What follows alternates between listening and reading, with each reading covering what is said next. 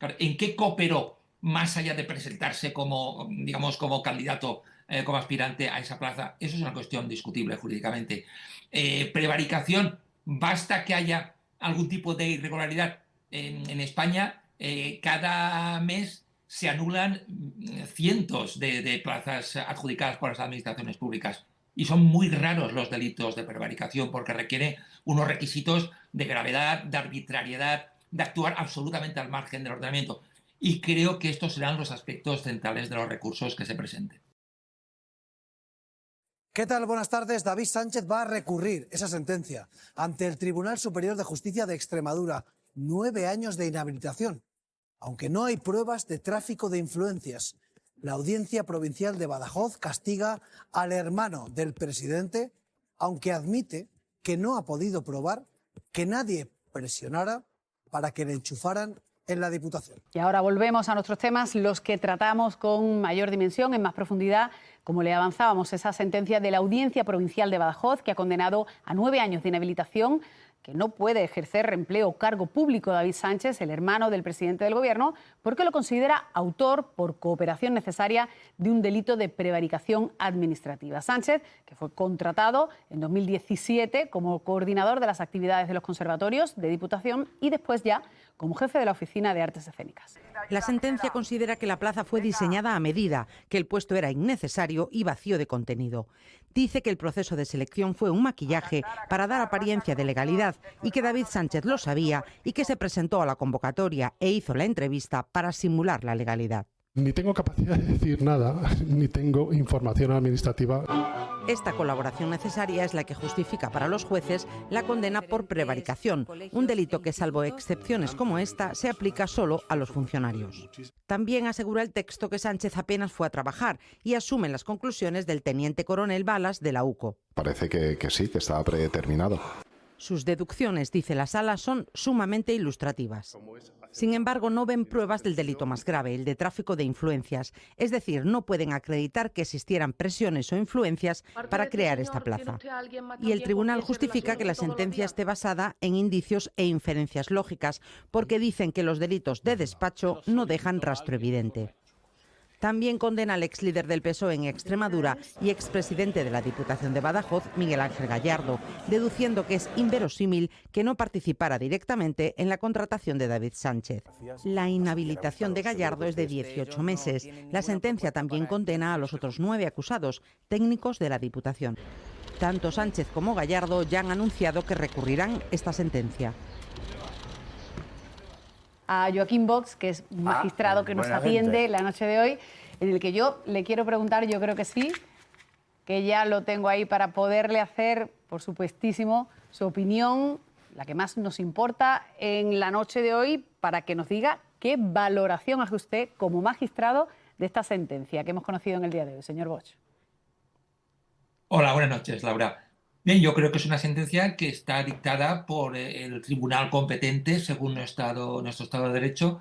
Es una sentencia fundamentada, muy extensa, de más de 300 páginas. Explica claramente las razones por las que considera que debe haber una resolución condenatoria por delitos de prevaricación, y esto es compatible con que se puedan plantear objeciones y considerar que puede tener puntos jurídicamente discutibles. De hecho, como sabemos, hay discrepancias entre la Fiscalía y lo que ha dicho el Tribunal, hay discrepancias entre la petición de prisión por tráfico de influencias de las acusaciones populares y lo que ha dicho también la sentencia, y en mi opinión será muy probablemente objeto de recurso algunos puntos que pueden ser cuestionables, como el hecho de considerar cooperador necesario a David Sánchez sin ser funcionario, y también cómo encaja penalmente la conducta propia de la prevaricación en una cuestión que suele ser controvertida en la jurisprudencia. Ya se han anunciado, magistrado, esos recursos además,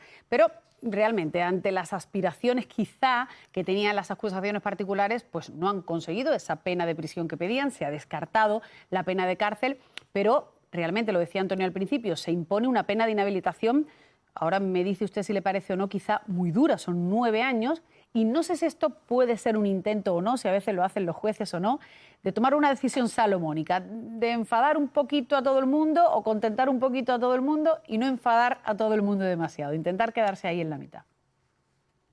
Yo quiero pensar que únicamente hay una valoración en la sentencia de tipo jurídico. Francamente, desconozco esas posibles intenciones salomónicas en la sentencia. Desde luego, yo no las detecto. Sí que detecto claramente que el tribunal, de forma muy clara, indica que no hay rastro de tráfico de influencias.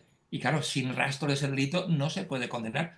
Hay que tener en cuenta que se han examinado centenares de correos electrónicos, multitud de mensajes, han declarado muchos testigos y en ningún caso se aprecia pues que alguien del gobierno o de algún espacio de influencia o que el propio David Sánchez hayan utilizado lo que hace falta en el tráfico de influencias, que es un prevalimiento, una situación jerárquicamente superior en los usos sociales que pueda llevar a presionar para que esta plaza fuera adjudicada a David Sánchez. La sentencia dice que no hay nada y yo de todo lo que he visto tampoco percibo ningún dato y por tanto entiendo que no hayan condenado por este delito.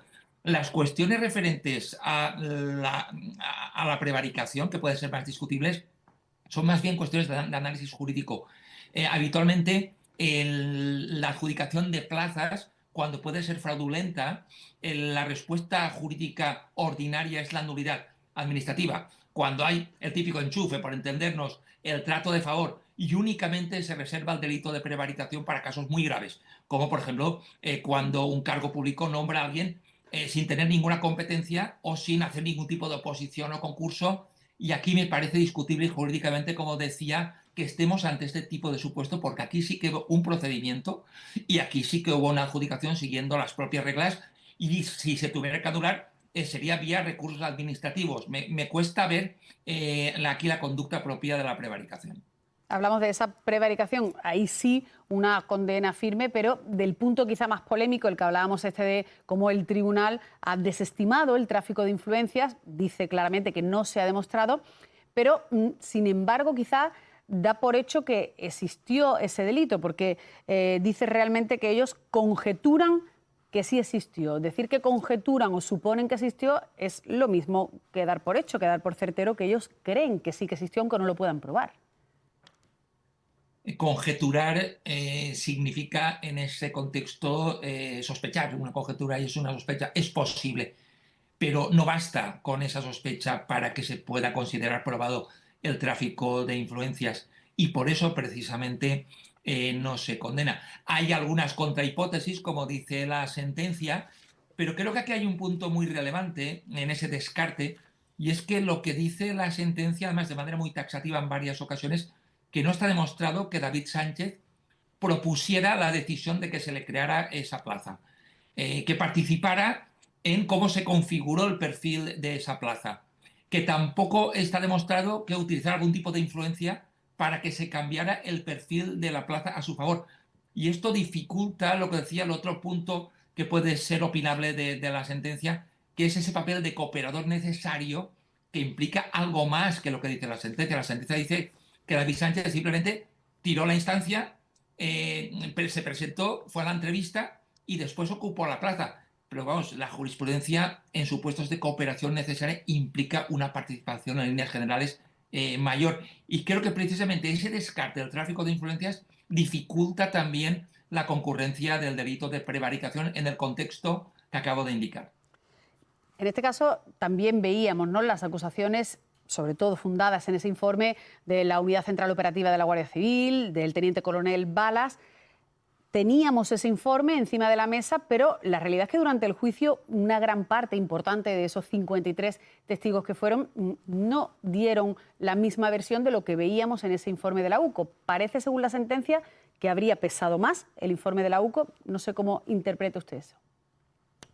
Es así, efectivamente, la valoración que hace la sentencia da mayor credibilidad a los datos aportados por la UCO y también algunas de sus conclusiones, y la prueba de descargo, la prueba aportada por las defensas en líneas generales le concede menos verosimilitud. La sentencia explica sus razones de por qué se basa en ello, fundamentalmente porque considera que un organismo como la Diputación Provincial, los cargos pueden estar mediatizados. Es una cuestión que puede ser analizable también en vía de recurso, aunque desde mi perspectiva creo que este es un tema que con toda seguridad o con mucha seguridad va a llegar al Tribunal Supremo por sus propias características, porque hay muy pocos precedentes de una condena por prevaricación en un puesto de este tipo, de alta dirección, en un proceso administrativo como el que se llevó, y por tanto aquí la doctrina jurisprudencial que se pueda generar me parece que será importante. Por ello creo que más allá de la valoración probatoria que puede tener algunos elementos que se pueden pensar, la calificación jurídica sobre los hechos va a ser más importante. Y en este caso avanzábamos algo en la mesa que tengo mucho interés en preguntarle, porque ciertamente toda esta causa comienza con algunas informaciones que comienzan a publicar algunos compañeros, y es cierto que en un primer momento iban dirigidas a ese hipotético fraude fiscal inicial, donde tributaba el hermano del presidente, donde vivía, luego ese enriquecimiento ilícito de una cantidad que luego se desmintió, y realmente luego ha desembocado en esta causa de investigarlo por enchufismo. No sé si desde su punto de vista pudiéramos estar en esto que llaman investigación prospectiva, o sea, empiezo con algo y sigo tirando del hilo hasta que encuentro algo y finalmente se encontró lo del enchufismo. No sé si esto se englobaría probablemente al iniciar de una manera y acabar de otra. No sé su opinión. Para que la investigación sea prospectiva, no basta con tener un hilo y tirar de él, sino se necesita que ese hilo inicial no tenga nada indiciario desde una perspectiva penal. Es decir, la prospección en este caso significa lo que comentamos los juristas, lo que calificamos como ir de pesca, a ver qué encuentras, a ver si te encuentras algún tipo de delito. En este caso, lo cierto, aunque se han vertido muchos comentarios sobre que esta investigación ha podido ser prospectiva, a mí eso me parece también cuestionable jurídicamente, porque desde el principio es cierto que aunque se plantearon elementos sobre un posible enriquecimiento o sobre otros delitos, el tema de cómo se configura la plaza, cómo se modificó posteriormente, está desde el principio, y la investigación judicial, aunque es cierto que ha ido descartando sobre la marcha otras infracciones penales, ese elemento de denuncia inicial y de investigación por parte del juzgado de instrucción sí que estuvo desde el principio, y por ese lado me parece más dudoso que pueda revocarse la sentencia. En cambio, en otros aspectos, como la cuestión que comentaba, a David Sánchez no se le condena como autor, sino como cooperador necesario. Claro, ¿en qué cooperó más allá de presentarse como, digamos, como candidato, como aspirante a esa plaza? Eso es una cuestión discutible jurídicamente. Prevaricación, basta que haya algún tipo de irregularidad. En España, cada mes se anulan cientos de plazas adjudicadas por las administraciones públicas, y son muy raros los delitos de prevaricación, porque requiere unos requisitos de gravedad, de arbitrariedad, de actuar absolutamente al margen del ordenamiento.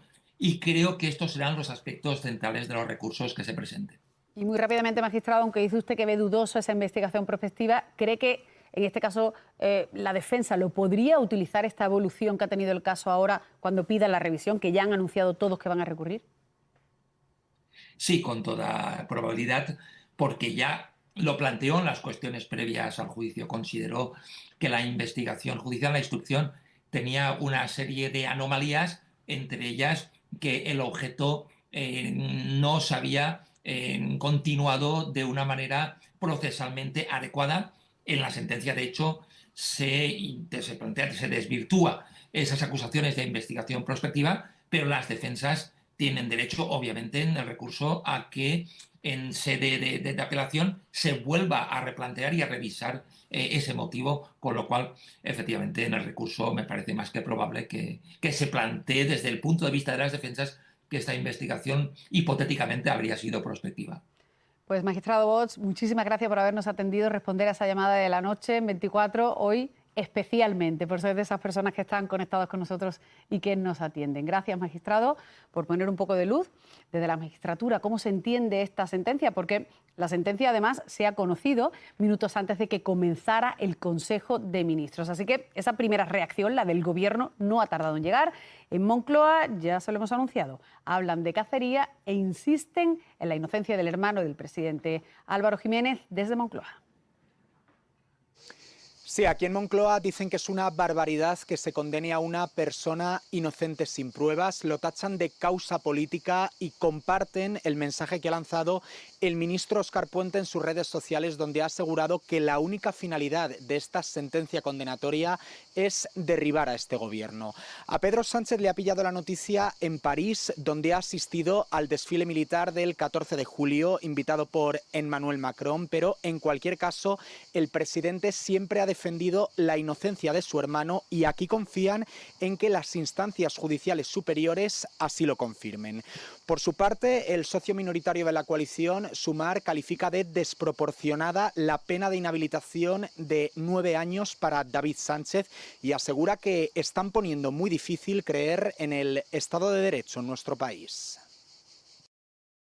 Respetamos la sentencia, pero obviamente no la compartimos. Como les trasladamos siempre, confianza en la justicia y que en instancias superiores se constate la inocencia de David Sánchez, que es en lo que creemos. Cada medida desproporcionada, cada golpe blando contra este gobierno dificulta un debate serio y potente en una democracia acechada por gente que debería colgar las togas y presentarse a las urnas.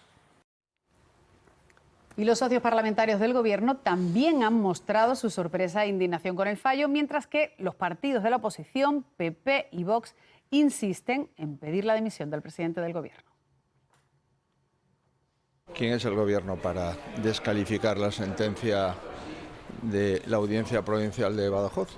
El Gobierno lo que tiene que hacer es acatarla. Empezamos a entrar en una esfera peligrosa. Esto lo que demuestra es que estos tipos son unos chorizos, son unos auténticos ladrones, unos cacos que han colocado a toda su familia para enchufarla, para obtener dinero a través de fondos públicos, que al final es de donde viene. Es una sobrada importante.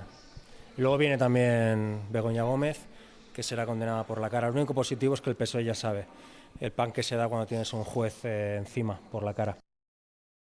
Pues yo la sensación que tengo, sin ser jurista, como no soy evidentemente, es de desproporción, como todo lo que está pasando en el entorno del presidente del gobierno, ¿no? Y hoy estaba viendo un caso parecido con una hermana de Moreno Bonilla que tuvo también un problema parecido, un concurso en una plaza que tuvo la oposición de otros concursantes. Y aquello pues se judicializó y terminó pues pacíficamente y se acabó, ¿no? No es frecuente que cuando hay una convocatoria de una plaza en el sector público pues se monte el cirio que se ha montado en este caso y ni siquiera unas penas que parecen francamente desproporcionadas. Es decir, 9 años de inhabilitación es más de lo que han puesto la mayoría de los que se han implicado en el proceso de Cataluña.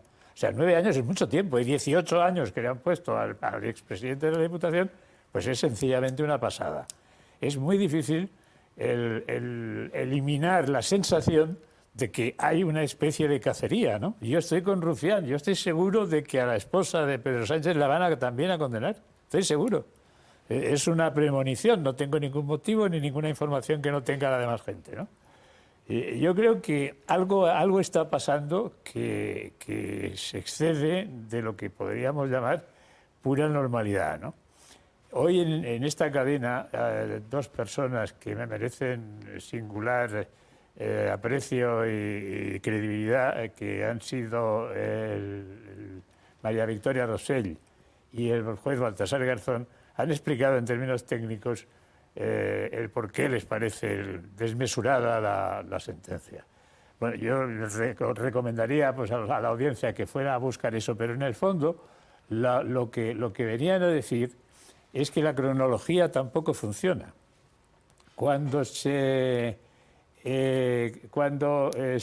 empieza a preparar la plaza supuestamente para el hermano de Pedro Sánchez, es en el 19 de mayo de 2017 se convoca el concurso, ¿no?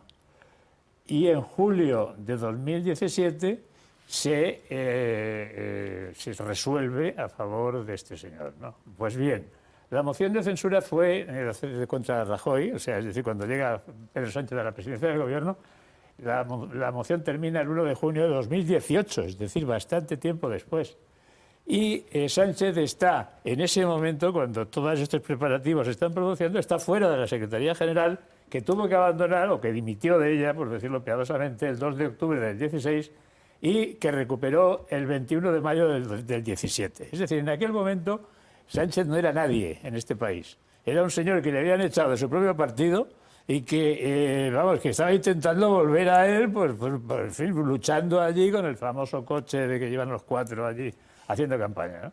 Entonces, bueno, que en esas circunstancias se preparase una operación tan intensa, ¿no?, con el presidente de la Diputación de Badajoz, que yo no sé la relación que tiene la familia Sánchez con Badajoz, pero era la cuestión, pues no sé, me parece muy raro.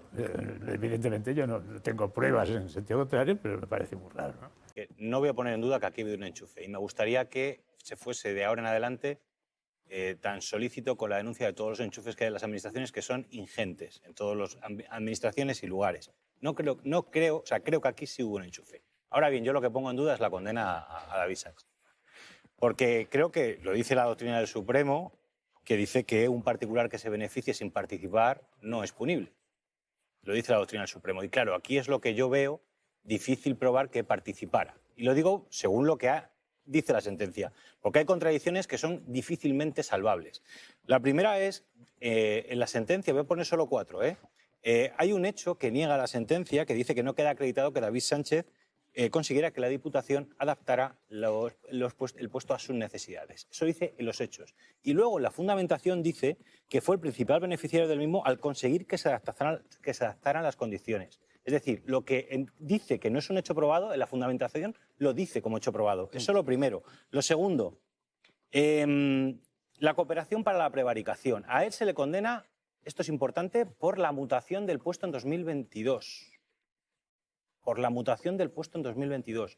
No hay ningún hecho probado que diga que David Sánchez participó en esa mutación. Ninguno. Te dice una serie de hechos y en ninguno participó. De hecho, por lo que los 4 hechos que se le dicen que le condenan, esos 4, 2 son de 2017.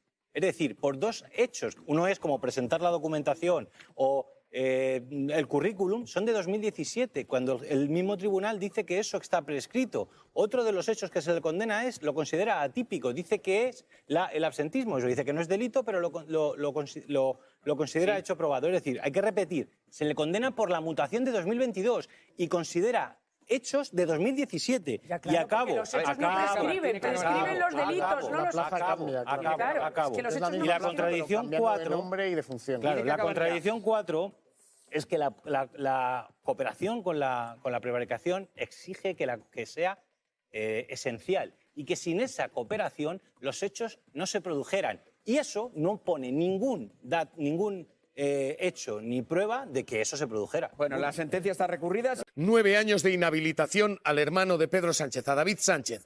¿Cómo lo lee? Lo leo de una forma muy sorprendido. He podido ver transversalmente la sentencia porque son 377 páginas, pero lo que sí veo es que hay expresiones en los hechos probados que son impropias de los hechos probados, deslizan valoraciones y van preconstituyendo esos hechos indicando el nombre de David Sánchez Castejón de forma recurrente para llegar a una conclusión. Se vuelve a la tesis de la autoría indeterminada. Se presume que David Sánchez Castejón conocía el plan anterior y precisamente eso es lo que tiene que probar basándose en indicios, pero es que el indicio racional para que sea prueba tiene que basarse en un hecho totalmente probado, que no acepte ninguna otra conclusión diferente a la incriminatoria. Y aquí lo que se desvela es que puede ser cualquier otra opción, con lo cual se está produciendo una inversión de la carga de la prueba. Y si no se acredita que el sujeto extraño a la función funcionarial no conocía ese plan perfectamente, no puede cometer el delito. Que luego se le impute mala praxis en el ejercicio del mismo, esa es otra historia que se puede debatir. Pero creo que tiene unas falencias muy graves esta sentencia y parece que estaba preordenada a una decisión ya establecida, que era la condena del hermano del presidente del gobierno. Incluso afirmaciones como hermano de una figura señera que después sería secretario general. Es decir, valoraciones de futuro incomprensibles en unos hechos probados. Hoy, primera lectura esta, digo que hoy tenemos Sanedrín judicial. Baltasar Garzón, esa es su lectura, Victoria Rosell. ¿Cómo la analiza usted? ¿Cómo la interpreta usted? Sí, comparto la sorpresa o la decepción por algunas de los razonamientos porque hay que tener en cuenta que efectivamente llama la atención, por ejemplo, referirse a Pedro Sánchez en aquellos años como una figura señera de la política y futuro secretario general del PSOE, cuando claro, entonces no lo era. Luego hay que construir mejor esta intención. Descarta el tráfico de influencias y toda presión para crear la plaza y establece en los hechos probados el A. Es la creación de la plaza, que ya dicen que va como preordenada a que la gane David Sánchez Pérez Castejón, pero dicen de manera que no se sabe si es a petición propia o bien de alguien del entorno que quería favorecerlo, de nuevo el entorno, o a petición de una tercera persona. Entonces hay demasiadas, para mí la verdad es que creo que la reflexión importante en términos jurídicos, pero también para la opinión pública, es que si debilitamos el canon probatorio suficiente para quebrar la presunción de inocencia, o sea, la presunción de inocencia es un derecho constitucional de toda la ciudadanía española. Si lo que necesita para quebrarse es una prueba mínima, lícita y de cargo y un acervo probatorio que efectivamente descarte cualquier otra opción, porque indubio pro reo, ¿no? Si la descartas es la absolución. Si debilitamos esta garantía constitucional, por mucho que celebren unos y otros unas u otras condenas, al final lo que debilitamos es el Estado de Derecho, y esto es para todos, no para el condenado de hoy. A los dos les pido brevemente, Victoria Rosell, hay una clave aquí, la estaba mencionando, y es: se condena por prevaricar, dictar resoluciones injustas a sabiendas de que lo son, por acto administrativo, a alguien que no es funcionario público. David Sánchez no era funcionario. ¿Cómo puede prevaricar a alguien que no es funcionario, que no es cargo público? ¿Me preguntas a mí? Sí.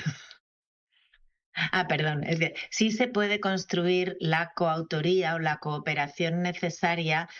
Por ejemplo, si tú induces a un funcionario a cometer un delito propio de funcionario público, el inductor está penado igual que el autor, y lo mismo el cooperador necesario.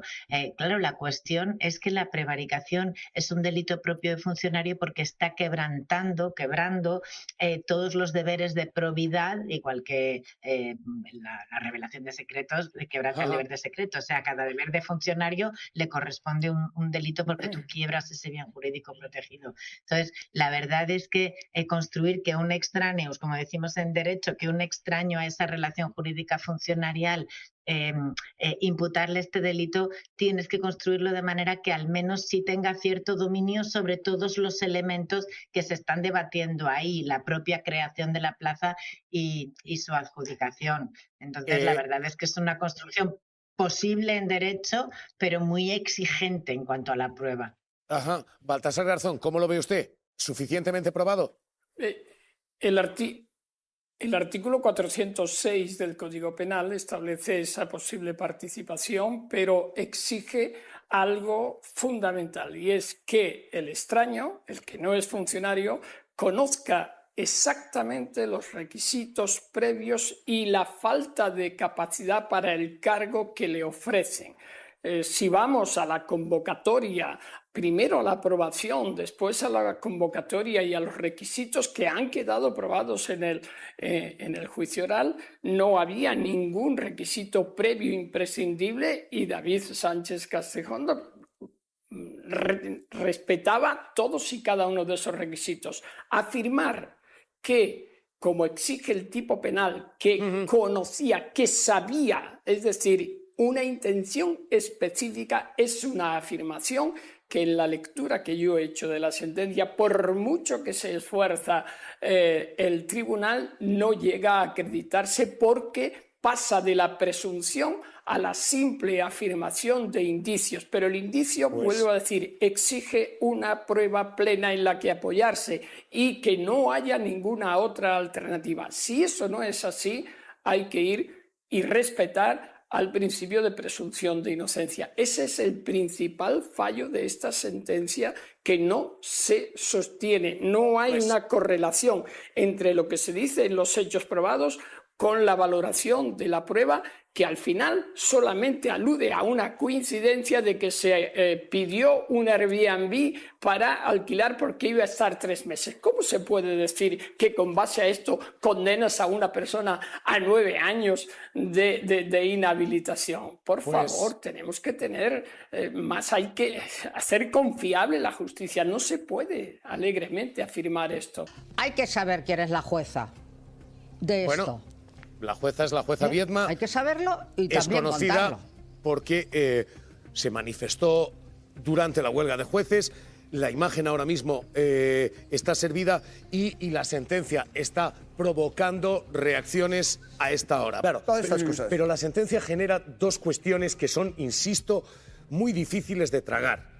La primera es el delito de prevaricación, por el que se condena al hermano del presidente del gobierno. Prevaricar, dictar resoluciones injustas, a sabiendas de que lo son, solo lo puede hacer un funcionario público. Él no era funcionario público. ¿Cómo puedes condenar a una persona por prevaricación cuando él no es funcionario? Una.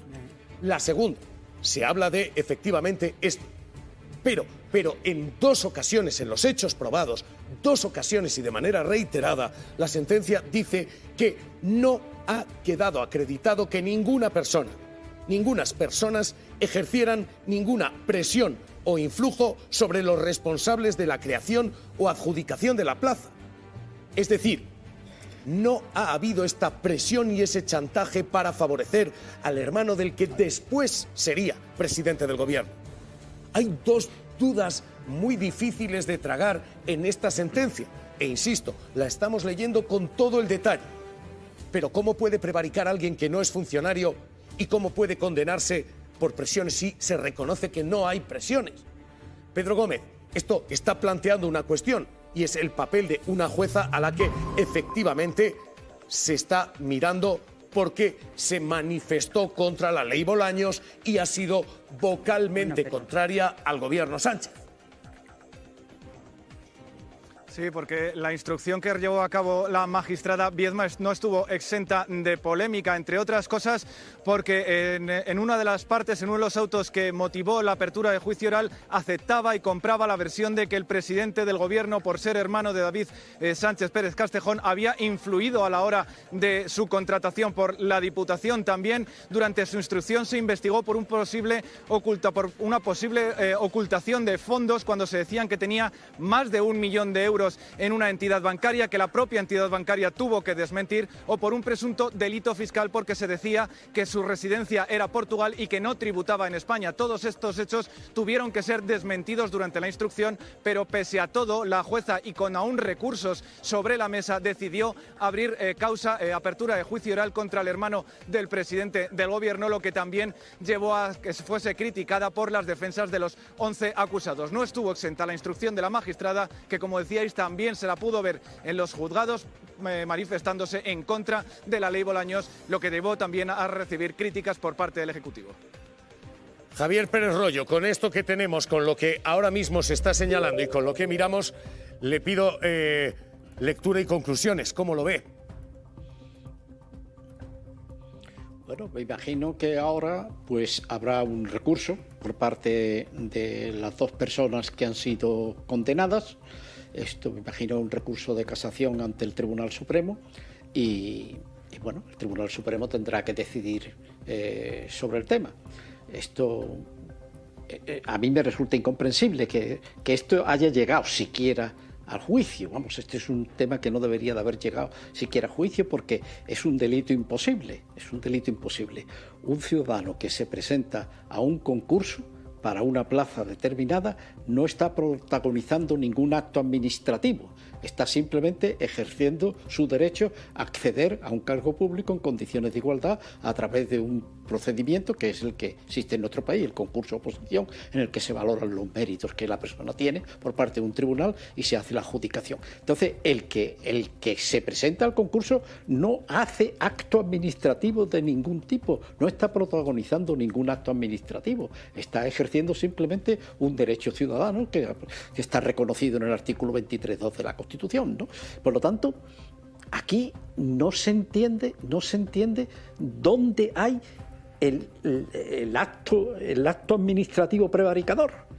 Sí, no aparece el acto administrativo prevaricador por ninguna parte. No lo sé si lo habrá respecto del presidente que fue presidente de la Diputación Provincial de Badajoz, porque no conozco la sentencia, pero posiblemente tampoco ha sido protagonista de ningún acto administrativo en este concurso, sino que aparece ahí con 2 emails, por lo que estoy oyendo de lo que ha dicho una contertulia anteriormente. Entonces, aquí es que si no hay acto administrativo no puede haber delito de prevaricación administrativa. Es que eso es imposible. Eso es imposible. Y eso lo tendrían que saber los jueces que han condenado, porque si lo saben, entonces puede que estén dictando a sabiendas una resolución injusta. Y si no lo saben, es peor. Porque cómo se puede estar en ese puesto sin saber esto, ¿no? Entonces, y también es prevaricación la ignorancia inexcusable, ¿eh? O sea, las leyes, la ignorancia de las leyes no excusa de su cumplimiento. La ignorancia de las leyes no excusa de su cumplimiento. Eso vale también para los jueces.